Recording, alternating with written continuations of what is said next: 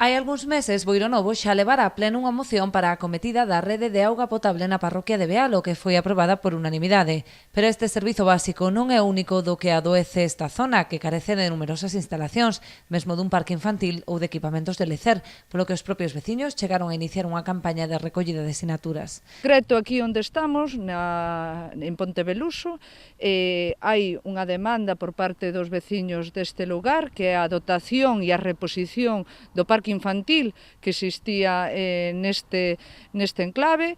Dende o ano 2015, dende maio de 2015, despois dunhas festas, retiraron os columpios e os distintos equipamentos que existían en esta zona, e dende aquela pois, non volveron nin a repoñer nin a instalar un novo parque infantil. Do mesmo xeito, tamén hai un punto importante nesta parroquia, que é no campo de San Ramón de Bealo, donde tamén hai un número importante de nenos que tamén necesitan de unhas equipamentos. A mellora da seguridade viaria na estrada da Amanecida ao Confurco ou a dinamización do local social son outras das demandas que lles trasladaron os veciños.